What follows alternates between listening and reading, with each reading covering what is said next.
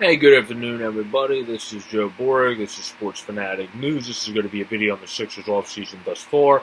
I give the signing of Al Horford an A because I like the fact that he's very good on defense. He also has the potential to be a versatile player. He hasn't played a lot of power forward yet in his career, so we'll see how that goes. And also, like people mentioned from our Philadelphia area media and on NBA TV, we might not see him start every game because, one, you want to keep a guy fresher at his age, but also, number two is, against him at the power forward position, some faster, more spread the floor power forward position, quick, speedy guys, like, for example, Gallinari, when you play the Clippers, if he's in at the power forward position, might be able to take a little bit of an advantage of Al Horford, and that's more of a lesser average player. I can name other guys that can also take advantage of a little bit of a slower guy as well. So that's the only thing I think might limit him from starting all of our games there. But I like the signing. He's a great defensive player, a great teammate, a great leader. Basically checks all the boxes you would want to bring in. And then we gave Simmons, and we offered him the max extension, because I think that's a good move. I would give that an A- with the potential to become an A, and I think it will become an A because I think he's too talented to not work on his shot and have it further develop and become better. So I give that a good. I give the bringing back Mike Scott to have good bench presence and obviously a good player off the bench as well.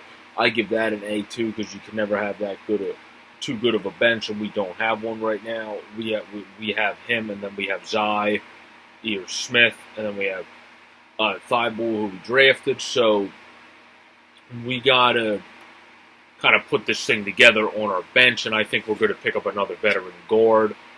I think we would be very good to pick up a veteran point guard as well as a backup, and if you want to keep TJ's more of a 10th, 11th man on the bench, because he is that great high-energy guy that you talk about as a great locker room guy, a great guy to really get the team going, and maybe put in for a couple minutes to really provide a spark. But he's not a lot more than that. Jay Rich, since we were kind of screwed by Butler in the fact that he said he wanted out, he wanted to Miami. Apparently we even offered him a max, and he said, no, I kind of want to go to Miami. Getting Josh Richardson was our best bet, and I really like Josh Richardson as a player. His offense has increased each of his years in the league. He averaged almost 17 last year with 4.1 assists and about a 35% at the three. He also limits turnovers. He's only 1 of 5 to have a steal in a game, and only 2 turnovers to make more than 2 threes. So that's very good to bring in. Al Horford also limits turnovers to a team that still struggles at certain times with the turnovers. So it's very good to bring those 2 guys in to be able to play that more high intensity, still pushing at basketball a lot of the times, but with more limiting the turnovers and really having to help these young guys develop as well. With Al Horford is going to be a very good guy for Embiid, I think, from a mentorship perspective as well. And I also really like Jay Rich because he's a very good on the defensive end and a very versatile player. You can play him at shooting guard, you can put him at small forward.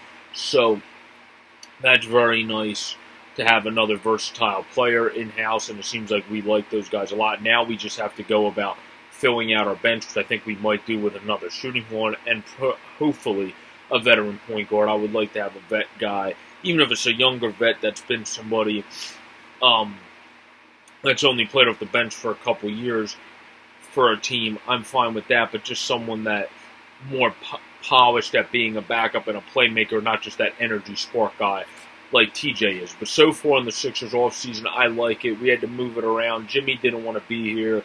So if that's true that he really didn't want to be here, which it seems like all reports it is, I think it was good to get rid of him, and I think Josh Richardson is a very good guy to bring in-house. The last thing I forgot to mention was he has a very good contract for the next 2 years, so that's another great thing to add to it.